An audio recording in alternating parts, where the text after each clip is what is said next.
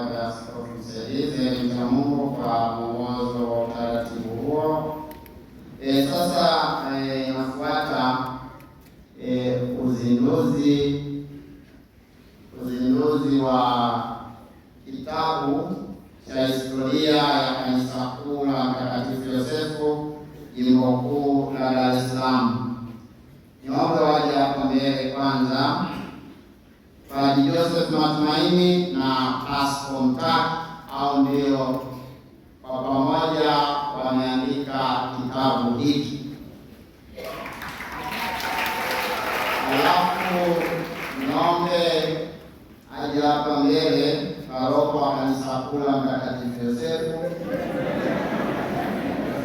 Niombe aje hapa mbele mwenyekiti wa halmashauri ya walei Kanisa Kuu la Mtakatifu Yosefu. Nilikuwa na sali mwenyekiti ambaye nguo ya Mtakatifu Yosefu na amevaa kitenge hiko.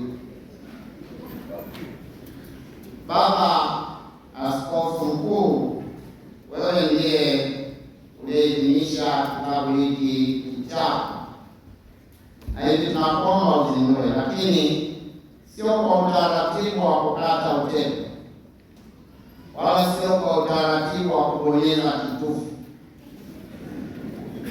bali walioandika kitabu hiki wakiwa wamekishika kwa pamoja, Padre Joseph na Mr. Mtaki, watakukabidhi boksi hii. Boksi hii utafungua, ukifungua utakuta nyasi ambazo tunawawekea kuku kutaga mayai.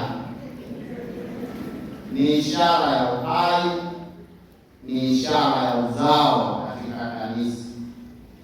Basi chini ya nyasi hizo ndio utakuta nakala ya kitabu hiko, na utakapokizindua nakala zilizoko humu, wewe mwenyewe unavyopenda ni nani wapatie. Karibu Baba Askofu Mkuu, utuzindulie kitabu hiki. Mwenyekiti na wewe na paroko mnashuhudia wako.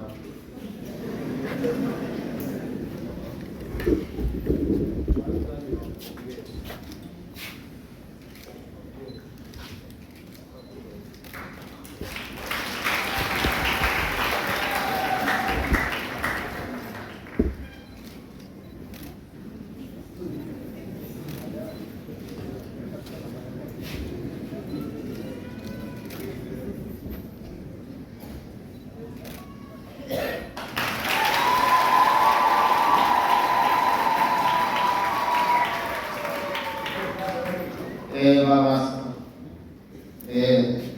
Askofu alikuwa mayai, hamna mayai nyasi.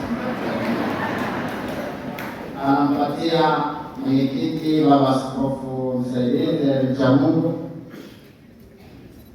anawapatia pia na hao walio kiandaa.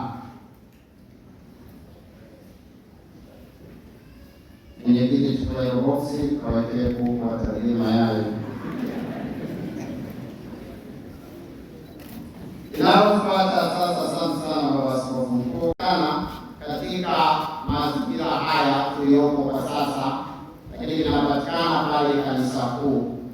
Tunanunua kitabu hiki kwa shilingi 7,000 tu. There was a saying, ignorance of the word of God, ignorance of Christ. Kama haujui historia ya Kanisa Kuu la Mtakatifu Yosefu, huwezi kusema unalijua Jimbo Kuu la Dar es Salaam. Please buy a copy. Inachofuata sasa